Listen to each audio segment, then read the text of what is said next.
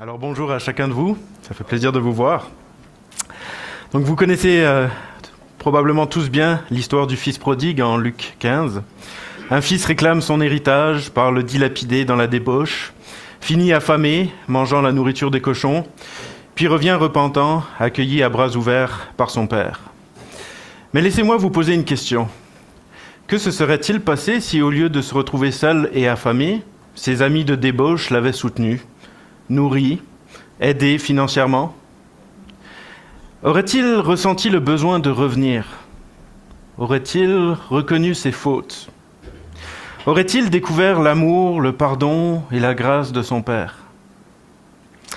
Et dans le même sens, que se serait-il passé si le père, voyant clair dans le futur, avait refusé de lui donner sa part d'héritage?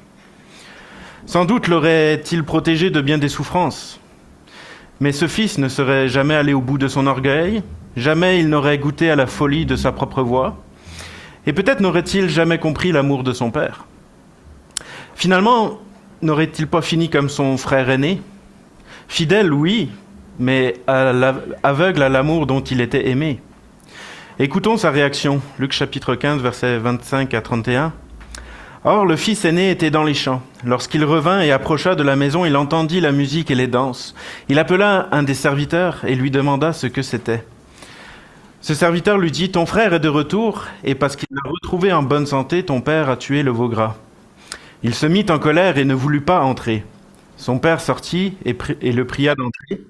Mais il répondit à son père « Voici, il y a tant d'années que je te sers sans avoir jamais transgressé tes ordres, et jamais tu ne m'as donné un chevreau pour que je puisse me réjouir avec mes amis. Et quand ton fils est arrivé, celui qui a mangé ton bien avec des prostituées, c'est pour lui que tu as tué le veau gras. » « Mon enfant, lui dit le père, tu es toujours avec moi, et tout ce que j'ai est à toi. » Au final, regardons bien. Les mauvais choix du fils prodigue ont produit des fruits. Non seulement pour lui, mais aussi pour son frère aîné. Le cadet, brisé par son échec, a découvert ce qu'il n'aurait jamais connu autrement, l'amour, le pardon et la grâce d'un père qui l'attendait à bras ouverts. Et l'aîné, lui aussi, a dû faire face à une vérité douloureuse. À travers le retour de son frère, il a découvert son propre cœur. Un cœur aveuglé par la perception fausse de son père, qui l'empêchait de jouir des bénédictions déjà à sa portée. Un cœur plus attiré par un festin matériel que par la présence de son père. Un cœur plus prompt à crier à l'injustice qu'à se réjouir du salut de son frère. Alors voyez-vous, même leurs échecs, même leurs égarements, Dieu les a utilisés pour révéler l'état de leur cœur. Alors attention, qu'on ne se trompe pas, il ne s'agit pas d'encourager le péché pour que la grâce abonde. Paul l'affirme clairement en Romains 6, verset 1. « Quoi donc, demeurions-nous dans le péché afin que la grâce abonde? Loin de là, nous dit-il. » Non, ce que ça nous rappelle, c'est cette vérité biblique que Joseph a proclamée à ses frères en Genèse 50, verset 19 à 20. Joseph dit à ses frères, « Soyez sans crainte, car suis-je à la place de Dieu? Vous aviez médité de me faire du mal, mais Dieu l'a changé en bien, pour accomplir ce qui arrive aujourd'hui, pour sauver la vie à un peuple nombreux. » Et c'est donc là que nous comprenons une vérité essentielle. Même les pires échecs, même les choix insensés, même les souffrances peuvent devenir entre les mains du Père des instruments de grâce et de transformation. Aucune circonstance n'est gaspillée par Dieu. Ce qui peut sembler être une perte totale, il l'utilise comme un chemin vers la repentance, le pardon ou une révélation plus profonde de son amour. Et cela est particulièrement vrai pour chaque croyant qui aime Dieu. C'est une des promesses qui est faite à tous ceux qui lui appartiennent et qui l'aiment. Romains 8, verset 28 nous dit « Nous savons du reste que toute chose concourt au bien de ceux qui aiment Dieu, de ceux qui sont appelés selon son dessein. » Alors ce matin, j'aimerais donc vous rappeler deux vérités que vous connaissez sans doute déjà, la souveraineté de Dieu et son amour. Mais il y a une grande différence entre les connaître et les assimiler. Les connaître ne changera pas notre vie. C'est le fait de les assimiler qui va la révolutionner. Et vous verrez d'ailleurs qu'à partir de ces deux vérités découle une conclusion qui risque de vous surprendre, peut-être même de vous troubler. Ce sera la preuve que si nous connaissons ces vérités, nous avons encore du chemin à faire pour les laisser pénétrer nos vies. Alors commençons donc par la première vérité, la souveraineté de Dieu. C'est elle qui nous permet de croire que rien n'arrive par hasard, que nos vies ne sont pas livrées au chaos, et que derrière chaque épreuve se cache une main qui dirige toutes choses selon son dessein parfait. Maintenant, si vous suivez cette série d'enseignements sur la thématique de la foi depuis le début, vous vous souvenez peut-être d'une prédication que j'ai donnée il y a quelques mois intitulée « Avons-nous vraiment le choix ? Réellement le choix ?» Dans celle-ci, j'insistais sur le fait que nous avons un libre arbitre. Et il est faux de penser que tout est déterminé d'avance et que nous n'avons aucun pouvoir ou contrôle sur notre vie. Alors peut-être que certains croiront que je me contredis aujourd'hui en affirmant la souveraineté de Dieu. Parce que c'est vrai que parfois on entend dire « si Dieu n'est pas souverain sur tout, il n'est pas souverain du tout ». Mais c'est une erreur de mettre ces deux réalités en opposition. Je crois profondément que nous avons un libre arbitre, mais que ce libre arbitre est limité. Et malgré nos choix, bons ou mauvais, Dieu reste souverain. Prenons par exemple l'histoire de la tour de Babel, que je vous propose de relire ensemble. Genèse chapitre 11, versets 1 à 9. Toute la terre avait une seule langue et les mêmes mots. Comme ils étaient partis de l'Orient, ils trouvèrent une plaine au pays de Shinéar, et ils y habitèrent. Ils se dirent l'un à l'autre, « Allons, faisons des briques et cuisons-les au feu. » Et la brique leur servit de pierre, et le bitume leur servit de ciment. Ils dirent encore, « Allons, bâtissons-nous une ville, une tour dont le sommet touche le ciel, et faisons-nous un nom, afin que nous ne soyons pas dispersés sur la face de toute la terre. » L'Éternel descendit pour voir la ville et la tour que bâtissaient les fils des hommes. Et l'Éternel dit, « Voici, ils forment un seul peuple et ont tous une même langue, et c'est là ce qu'ils ont entrepris. Maintenant, rien ne les empêcherait de faire tout ce qu'ils auraient projeté. Allons, descendons, et là confondons leur langage, afin qu'ils n'entendent plus la langue les uns des autres. » Et l'Éternel les dispersa loin de là sur la surface de toute la terre, et ils cessèrent de bâtir la ville. C'est pourquoi on l'appela du nom de Babel, car c'est là que l'Éternel confondit le langage de toute la terre, et c'est là que l'Éternel les dispersa sur la face de toute la terre.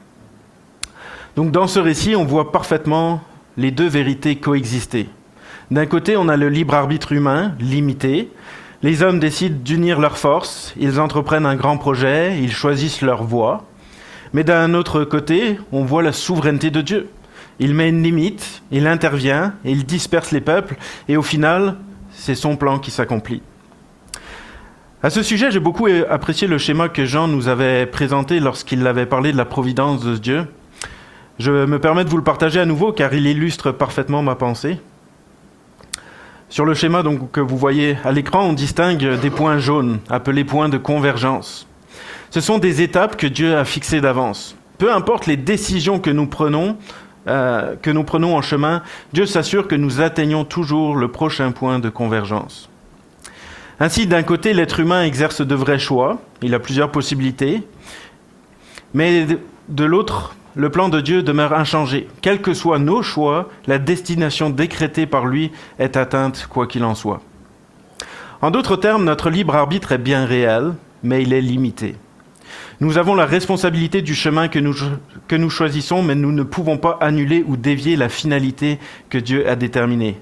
Dieu ne perd donc jamais le contrôle. Il reste souverain du début à la fin, tout en nous laissant choisir notre propre voie. Et cette vérité, la Bible ne cesse de la rappeler. Voici quelques passages qui le démontrent. Proverbe 19, verset 21. « Il y a dans le cœur de l'homme beaucoup de projets, mais c'est le dessein de l'Éternel qui s'accomplit. » Donc nos choix existent, mais c'est toujours le plan de Dieu qui a le dernier mot. Ésaïe 46, versets 9 et 10. « Souvenez-vous de ce qui s'est passé dès les temps anciens, car je suis Dieu et il n'y en a point d'autre. Je suis Dieu et nul n'est semblable à moi. J'annonce dès le commencement ce qui doit arriver et longtemps d'avance ce qui n'est pas encore accompli.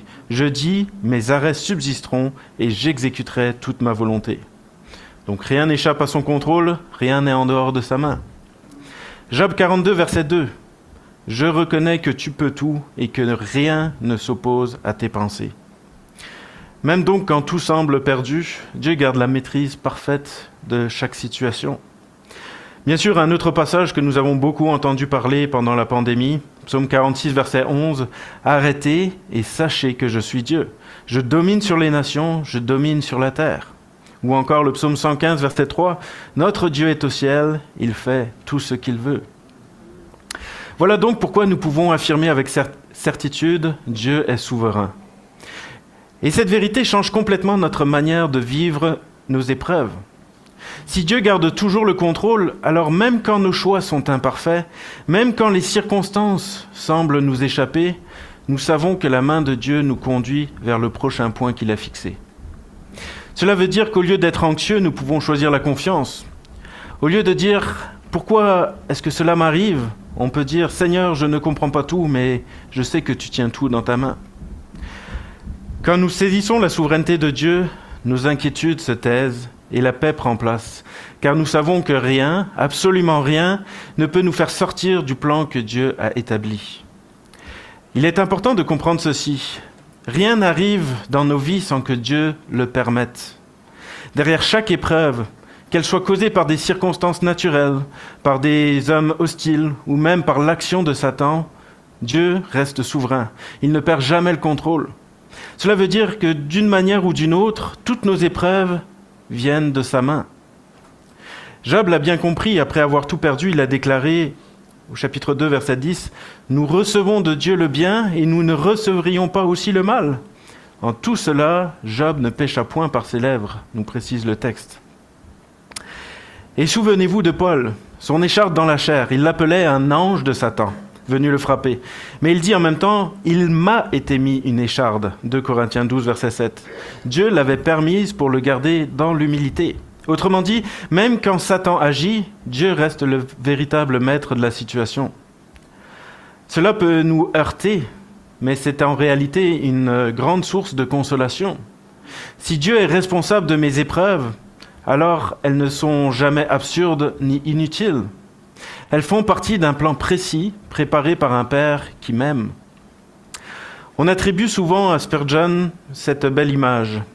La souveraineté de Dieu est l'oreiller sur lequel je pose ma tête chaque soir. Même si l'on ne trouve pas cette formulation exacte dans ses écrits, elle résume bien son expérience spirituelle. Trouver la paix dans le fait que Dieu tient tout. Autrement dit, même si la journée avait été pleine d'incertitudes, de difficultés et de décisions, Charles Spurgeon pouvait dormir en paix, convaincu que Dieu tenait toutes choses dans sa main. De la même manière, comprendre la souveraineté de Dieu nous permet de trouver une paix réelle, même au cœur des tempêtes. Mais cette paix ne serait pas complète sans une autre vérité tout aussi essentielle. Dieu est amour. Car si Dieu est souverain, il ne l'est pas d'une manière froide, distante ou insensible à l'être humain. Ce qui motive toutes ses actions, ce qui sous-tend ses plans, ce n'est pas seulement sa propre gloire, mais aussi son amour pour tous les hommes. Et plus particulièrement encore, pour nous, ses enfants. Et c'est maintenant cette deuxième vérité que j'aimerais maintenant considérer avec vous. Dieu est amour. L'apôtre Jean résume cette vérité d'une façon simple et bouleversante. Jean 4, verset 8, « Celui qui n'aime pas n'a pas connu Dieu, car Dieu est amour. » Jean ne dit pas simplement qu'il y a en Dieu de l'amour, comme une qualité parmi d'autres. Il affirme que l'amour fait partie de son identité et qu'il est donc inséparable de tout son être. Ainsi, de la même manière que Jésus a dit à propos de Satan, lorsqu'il profère le mensonge, il parle de son propre fond car il est le menteur et le père du mensonge. On voit ça en Jean 8, verset 44. On peut aussi dire que lorsque Dieu agit avec amour, il parle de son propre fond car il est l'incarnation même de l'amour. Autrement dit, si Dieu est amour, il ne peut agir autrement que par amour. De la même manière qu'un pommier produit naturellement des pommes et jamais des poires, Dieu, dans tout ce qu'il fait, produit toujours des actes d'amour parce que c'est dans sa nature profonde. Donc même nos épreuves sont un acte d'amour de sa part. D'ailleurs, si Dieu est réellement amour, alors toute sa volonté ne peut que converger vers cet amour, n'est-ce pas? Eh bien, c'est précisément ce que Jésus confirme lorsqu'il résume toute la loi et les prophètes en 2 commandements. Matthieu 22, versets 37 à 40. « Tu aimeras le Seigneur ton Dieu de tout ton cœur, de toute ton âme et de toute ta pensée. » C'est le premier et le plus grand commandement. Et voici le second qui lui est semblable. « Tu aimeras ton prochain comme toi-même. » De ces 2 commandements dépendent toute la loi et les prophètes. Autrement dit, si Dieu est amour dans son être même, alors tout ce qu'il attend de nous est aussi marqué par l'amour. Les commandements de Dieu ne sont pas des règles arbitraires. Ils sont l'expression concrète de son caractère. Obéir à Dieu, ce n'est rien d'autre que de refléter son amour dans notre relation avec lui et avec les autres. Et j'aimerais maintenant aller plus loin dans ce que cela implique. La plupart d'entre vous, vous savez déjà que Dieu vous aime. Mais comme je l'ai mentionné tout à l'heure, savoir et assimiler sont deux choses bien différentes. Et je dois moi-même confesser que bien que je connaisse ces vérités dont je vous parle ce matin, je ne les assimile pas toujours comme je le devrais. Et c'est précisément pour cela qu'il est essentiel de prendre le temps de s'arrêter, de méditer, de laisser descendre dans nos cœurs ce qu'on a dans nos têtes, afin que cela transforme réellement nos vies. Alors ce matin, laissez-moi vous rappeler ceci. Peu importe où vous en êtes dans votre cheminement avec Dieu, que vous croyez ou non en lui, quels que soient vos péchés, les péchés que vous avez commis dans le passé ou avec lesquels vous luttez encore aujourd'hui, quelles que soient vos faiblesses de caractère, quels que soient vos échecs ou même vos réussites, Dieu est rempli d'amour pour vous. Il vous aime chacun personnellement. Il t'aime toi Alain, il t'aime toi Abiel, il t'aime toi Michel. Il vous aime tous. Bref, Dieu vous aime chacun d'un amour personnel, unique, particulier. Et pourtant, même en tant que chrétiens, nous doutons parfois de l'amour de Dieu pour nous. Pourquoi ? Parce que nous sommes conscients de ce qui dans notre vie reste encore à transformer. Mais ce que nous devons réaliser, c'est que l'amour de Dieu n'est pas basé sur notre sainteté. Il est inconditionnel. Cela veut dire que quoi que nous fassions, Dieu nous aime. Non parce que nous sommes dignes de son amour, mais parce qu'il a choisi de nous aimer et parce que c'est juste dans sa nature.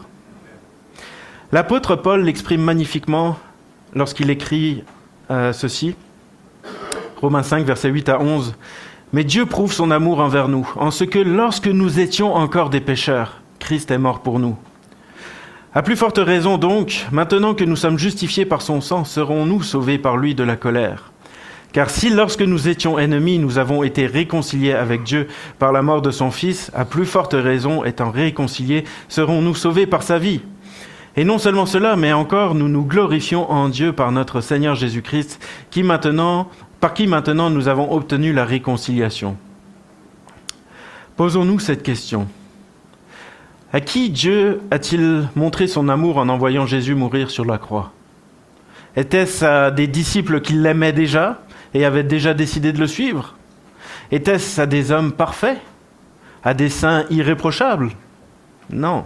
Paul nous le dit clairement, c'était alors que nous étions encore pécheurs, encore ennemis de Dieu, que Christ rempli d'amour est venu mourir sur la croix pour nous.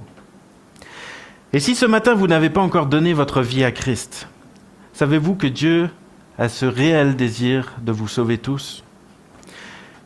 Ézéchiel 33, verset 11. « Dis-leur, je suis vivant, dit le Seigneur, l'Éternel. Ce que je désire, ce n'est pas que le méchant meure, c'est qu'il change de conduite et qu'il vive. » 2 Pierre 3, verset 9. « Le Seigneur ne tarde pas dans l'accomplissement de la promesse, comme quelques-uns le croient, mais il use de patience envers vous, ne voulant qu'aucun périsse, mais voulant que tous arrivent à la repentance. » Non seulement Dieu ne souhaite pas qu'aucun périsse, mais réalisez-vous que vous qui n'avez pas encore donné votre vie à Christ, vous êtes carrément la raison pour laquelle Jésus n'est pas encore venu chercher son Église. Il n'est pas encore revenu parce qu'il vous attend. Il t'attend, toi, qui n'as pas encore décidé de le suivre. Et sais-tu aussi que l'enfer n'a jamais été créé pour toi ? À l'origine, il n'était pas destiné aux êtres humains, mais uniquement pour Satan et ses anges. C'est Jésus qui nous le dit en Matthieu 25, verset 41. « Retirez-vous de moi, maudits, allez dans le feu éternel qui a été préparé pour le diable et pour ses anges. » Mais parce que Dieu nous aime, il nous laisse libres, libres de choisir notre destinée, libres de choisir qui nous voulons suivre. Alors soit nous suivons Jésus et nous passerons l'éternité avec lui, soit nous suivons le diable et alors nous partagerons son sort pour l'éternité. Et il n'existe pas d'entre-deux. Pourquoi ? Parce que Dieu étant juste et saint, il ne peut pas fermer les yeux sur le péché. Sa justice et sa sainteté exigent qu'il le condamne. Alors si nous refusons d'être au bénéfice du sacrifice de Jésus, lui qui a été condamné à notre place à la croix comme on l'a vu rappelé ce matin, alors il ne nous reste qu'une seule option, assumer nous-mêmes les conséquences de nos actes. 1 Pierre 3, verset 18, « Rappelez-vous que le Christ lui-même, tout innocent qu'il fut, a souffert pour des coupables. Il est mort une fois pour toutes pour nos péchés, afin de nous réintroduire dans la communion avec Dieu. Son corps humain a été mis à mort, mais par l'Esprit, il a été ramené à la vie. » Maintenant, si Dieu nous a aimés quand nous étions ses ennemis, à combien plus forte raison nous aime-t-il aujourd'hui que nous sommes ses enfants? Oui, comme nous venons de le voir, Dieu aime le monde entier. Mais à ceux qui deviennent ses enfants par la foi en Jésus, il réserve un amour particulier. Le même amour que le Père a pour son Fils, il le répand sur chacun de nous. Donc pour les non-croyants, il y a un amour général, Dieu les aime et il désire leur salut. Mais pour ses enfants, il y a un amour unique, particulier, intime, semblable à celui qu'il porte à son propre Fils. Prêtez attention à ce que Jésus dit dans la prière sacerdotale à propos de tous ceux qui croiront en lui. On a lu juste les passages avant ce matin. Donc Jean 17, versets 22 et 23. « Je leur ai donné la gloire que tu m'as donnée, afin qu'ils soient un comme nous sommes un. Moi en eux et toi en moi, afin qu'ils soient parfaitement un et que le monde connaisse que tu m'as envoyé et que tu les as aimés comme tu m'as aimé. » Wow! Avez-vous remarqué cette dernière phrase? Jésus dit que son Père nous aime de la même manière qu'il l'a aimé lui. Cela veut dire que Dieu le Père a autant d'amour pour nous qu'il l'a pour son Fils Jésus. Et cela signifie que ce que Dieu a proclamé lors du baptême de son Fils, il le proclame aussi sur chacun de nous qui sommes ses disciples. Matthieu 3, verset 17. Et voici une voix fit entendre des cieux ces paroles. Celui-ci est mon Fils bien-aimé, en qui j'ai mis toute mon affection. Vous êtes, vous aussi, le Fils, la fille bien-aimée de Dieu, en qui il met toute son affection. 1 Jean 3, verset 1. Voyez quel amour le Père nous a témoigné, pour que nous soyons appelés enfants de Dieu. Et nous le sommes. Oh. Est-ce que vous réalisez ça? C'est à peine croyable. Que Dieu nous aime, ok, nous pouvons le comprendre, l'accepter. Mais qu'il nous aime comme son propre Fils, qu'il nous ait adoptés pour faire de nous ses enfants, ça c'est bouleversant. Alors je vous pose la question, est-ce que vous le croyez vraiment? Est-ce que vous l'acceptez? Et surtout aussi, est-ce que vous vivez aussi comme des enfants bien-aimés de Dieu? Maintenant, si Dieu est souverain et si Dieu est amour, alors il y a une conséquence directe dans notre manière de vivre. Nous pouvons lui faire confiance jusque dans l'épreuve. Paul l'affirme d'ailleurs avec force. Romains 8, versets 38 à 39, « Car j'ai l'assurance que ni la mort, ni la vie, ni les anges, ni les dominations, ni les choses présentes, ni les choses à venir, ni les puissances, ni la hauteur, ni la profondeur, ni aucune autre créature ne pourra nous séparer de l'amour de Dieu manifesté en Jésus-Christ notre Seigneur. » Et puisque rien ne peut nous séparer de son amour, nous pouvons aussi être certains de cette autre vérité du verset 28. « Nous savons du reste que toute chose concourt au bien de ceux qui aiment Dieu, de ceux qui sont appelés selon son dessein. » Voilà pourquoi nous pouvons regarder l'épreuve d'un œil différent. Elle n'est ni une fatalité, ni une malédiction, mais un instrument entre les mains d'un Père souverain et aimant, qui l'utilise pour notre bien et qui ne cessera jamais de nous aimer. Et c'est pourquoi, dans un troisième temps maintenant, nous allons voir ensemble qu'il est possible et même vital d'apprendre à rendre grâce pour les épreuves. La réaction naturelle de l'homme face à l'épreuve, c'est la plainte, la révolte, le découragement ou l'inquiétude. Mais avec les vérités que nous venons de voir, cela ne devrait plus être notre manière de réagir. La Bible nous appelle maintenant à une attitude radicalement différente, rendre grâce. Paul écrit en 1 Thessaloniciens 5, verset 18, « Rendez grâce en toutes choses, car c'est à votre égard la volonté de Dieu en Jésus-Christ. » Donc en toutes choses. Et Paul ne dit pas cela à des croyants installés confortablement comme vous ce matin, à l'abri des difficultés. Non, il l'écrit à l'église de Thessalonique, une communauté jeune dans la foi, née dans un climat hostile et déjà violemment persécutée. On voit ça en Actes 17, versets 5 à 9. Ces chrétiens perdaient leurs biens, leur réputation, parfois même leur vie, simplement à cause de leur attachement à Jésus. Et c'est donc à ces croyants éprouvés que Paul ose dire « Rendez grâce en toutes choses ». Quelle puissance dans ces paroles! Cela signifie que la reconnaissance n'est pas réservée au bon jour, mais qu'elle peut devenir la posture du cœur, même quand tout s'écroule autour de nous. Et Paul n'a pas seulement exhorté les Thessaloniciens à rendre grâce en toutes choses. Il écrit aussi aux Philippiens, eux aussi confrontés à l'opposition et aux épreuves. Voici ce qu'il leur dit. Philippiens 4, versets 6 à 7. « Ne vous inquiétez de rien, mais en toute chose, faites connaître vos besoins à Dieu par des prières et des supplications, avec des actions de grâce. Et la paix de Dieu, qui surpasse toute intelligence, gardera vos cœurs et vos pensées en Jésus-Christ. » Rendre grâce dans l'épreuve, ce n'est pas seulement exprimer une émotion positive, c'est aussi un acte de soumission à la volonté de Dieu. C'est-à-dire, Seigneur, je ne comprends pas tout, mais je reconnais que ta volonté est meilleure que la mienne. Si tu estimes bon que je traverse cette épreuve, je la prends de ta main, confiant en ton amour. Je m'y soumets. C'est exactement l'attitude de Jésus à Gethsémani lorsqu'il priait en Luc 22, verset 42. « Père, si tu voulais éloigner de moi cette coupe, toutefois que ma volonté ne se fasse pas, mais la tienne. » Rendre grâce, c'est donc beaucoup plus que remercier. C'est abandonner notre volonté pour accueillir pleinement celle de Dieu. Même quand même quand elle nous conduit par des chemins douloureux. Et voici la merveilleuse conséquence. La paix de Dieu est promise à ceux qui déposent leur requête devant lui avec des actions de grâce. N'est-ce pas une clé spirituelle à saisir? On voit parfois des chrétiens multiplier des prières de supplication, mais sans jamais expérimenter la paix véritable. Or ici, il n'est pas question d'une petite paix passagère, mais d'une paix qui surpasse toute intelligence, qui dépasse l'entendement, une paix que l'épreuve elle-même ne peut pas détruire. Alors pourquoi est-ce que nous ne l'expérimentons pas toujours? Parfois, nos prières ressemblent plus à des plaintes qu'à des requêtes. Nous ne venons pas vraiment pour déposer nos fardeaux, mais pour nous lamenter. Et nous repartons finalement avec le même fardeau avec lequel on est revenu, avec lequel on était venu. Or, derrière cette attitude, il y a en réalité justement un manque de soumission à la volonté de Dieu et un manque de confiance en sa bonté et en sa bienveillance. C'est un peu comme quelqu'un qui dit « Seigneur, prends le volant », mais qui en même temps garde les deux mains crispées dessus, incapable de lâcher prise. Tant que nous ne lâchons pas réellement le volant, Dieu ne peut pas nous conduire là où il veut, puis on n'aura pas sa paix. Mais d'autres fois, c'est aussi parce que nous négligeons cette dimension essentielle, présenter nos besoins avec des actions de grâce.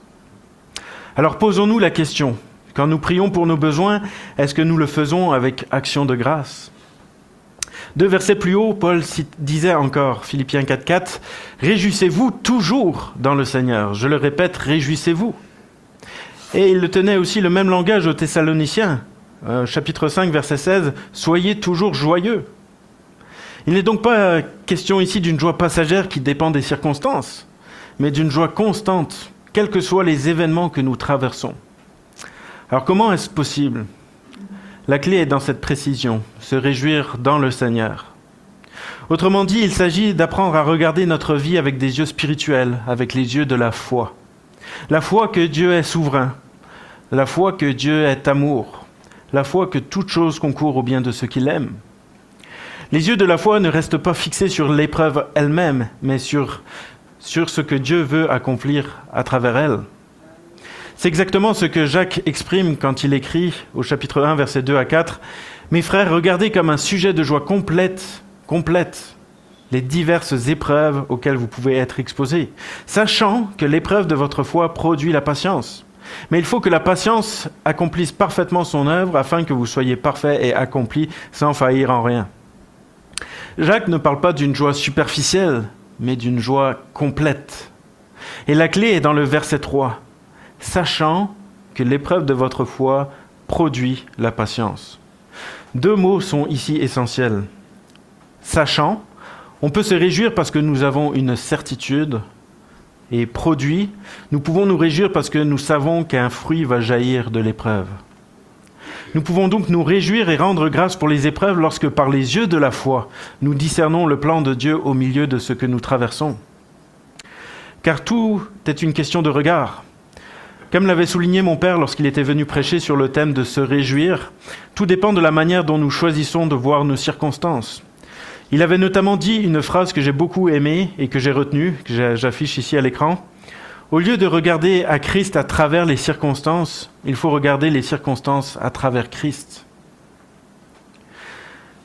C'est exactement ce que Paul a vécu. Depuis sa prison, il ne voyait pas simplement ces chaînes comme un obstacle à l'Évangile. Il les voyait comme une opportunité donnée par Christ pour répandre l'Évangile là où il n'aurait jamais pu aller autrement.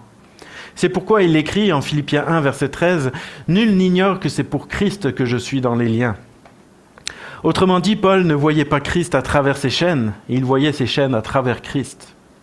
Voilà pourquoi il pouvait se réjouir même en prison, parce que ses souffrances devenaient un moyen de glorifier Dieu. Mais bon, soyons honnêtes, il y a des moments où c'est trop lourd, trop confus, trop douloureux pour discerner clairement ce que Dieu est en train de faire. Pourtant, même dans ces moments-là, nous pouvons choisir la joie par la foi. Pourquoi ?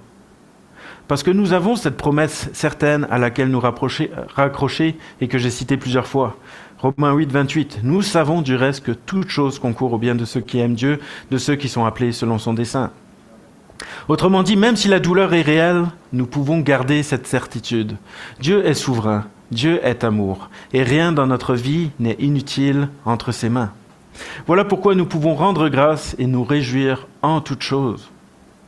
Et la Bible ne nous donne pas seulement des exhortations, elle nous offre aussi des exemples concrets de croyants qui ont vécu cette vérité. L'un des plus frappants est celui de Paul et Silas. Souvenez-vous, après avoir délivré une esclave possédée, ils sont arrêtés injustement, battus de verges, jetés dans une prison la plus sombre. Leurs pieds enfermés dans les cèpes. Les cèpes, c'est ce lourd morceau de bois qui immobilisait les chevilles, qui écartait les jambes aussi et rendait la position douloureuse. Là, on ne le voit pas sur l'image, mais en vrai, ça écartait les jambes. Donc tout semblait perdu. Et pourtant, vers minuit, une louange s'élève. Là, au cœur de la nuit, dans ce lieu d'humiliation, deux voix montent vers le ciel. Paul et Silas prient, ils chantent les louanges de Dieu. Acte 16, verset 25. Vers le milieu de la nuit, Paul et Silas priaient et chantaient les louanges de Dieu, et les prisonniers les entendaient. Quelle scène! Pas de plainte, pas de révolte, pas de découragement, mais un chant. Un chant qui résonne au milieu des chaînes, un chant qui défie l'obscurité, un chant qui proclame que Dieu est toujours digne d'être adoré. Et le résultat ? Dieu fait trembler les murs de la prison, les chaînes tombent, les portes s'ouvrent et le geôlier, bouleversé, est sauvé avec toute sa famille. Voilà ce que produit la reconnaissance dans l'épreuve. Non seulement elle garde nos cœurs dans la paix, mais elle ouvre aussi la porte à l'action de Dieu. Durant ce dernier mois, j'ai lu 3 livres du même auteur. En fait, j'ai lu 4 livres, mais c'est surtout ces 3 livres qui ont inspiré ma prédication. Donc, vous pourrez venir les voir si jamais. Ils sont remplis de témoignages saisissants de ce genre. Des hommes et des femmes délivrés miraculeusement de leurs épreuves juste après avoir fait ce pas de foi et d'obéissance contre-intuitif. Remercier Dieu pour leurs épreuves. Un autre témoignage maintenant, bien des années plus tard, dans une autre prison. Cette fois, ce ne sont plus les cachots de la ville de Philippe, mais les camps de concentration nazis. Parmi les prisonnières, une femme, que vous avez déjà entendu parler, Corrie ten Boom, chrétienne, arrêtée pour avoir caché des juifs. Son quotidien, la faim, le froid, l'humiliation, et surtout aussi les poux et les puces qui infectent leur baraquement. À première vue, ces parasites n'étaient qu'une malédiction de plus, un fardeau insupportable ajouté à leur souffrance. Mais Corrie apprend, contre toute attente, à rendre grâce, même pour les puces. Pourquoi ? Parce que ces insectes que toutes détestaient tenaient en réalité les gardiens à distance. Aucun soldat ne voulait entrer dans ce lieu infecté. Résultat, Corrie et les autres prisonnières pouvaient prier ensemble, lire la Bible et s'encourager dans la foi sans être dérangées. Ce qu'elles croyaient être une malédiction s'est révélé une bénédiction déguisée. Les puces que l'on aurait voulu maudire étaient devenues les gardiennes de leur liberté spirituelle. Voilà le secret de la reconnaissance. Même dans ce qui semble inutile, dégoûtant ou absurde, Dieu cache parfois une grâce insoupçonnée. Voilà pourquoi, même dans nos prisons, même dans nos puces de la vie quotidienne, nous pouvons rendre grâce, parce que Dieu est souverain, Dieu est amour et rien est inutile entre ses mains. Et qui sait, peut-être que ce sera la clé qui fera s'effondrer les murs de notre prison à chacun de nous. Alors, à la lumière de tout ce que nous venons de voir, la question n'est plus « vais-je encore me plaindre dans l'épreuve ?» mais bien « vais-je choisir de faire confiance et de rendre grâce sachant que Dieu est souverain, qu'il m'aime et qu'il utilise même les souffrances pour mon bien ?» C'est donc le moment pour moi de conclure cette prédication. On a vu donc 3 vérités essentielles ce matin. Dieu est souverain, rien ne lui échappe, pas même nos choix ou nos épreuves. Dieu est amour, il nous a aimés alors que nous étions encore pécheurs et il nous aime encore plus maintenant que nous sommes ses enfants. Et même les épreuves sont un signe d'amour de sa part. Et troisièmement, nous pouvons rendre grâce pour les épreuves.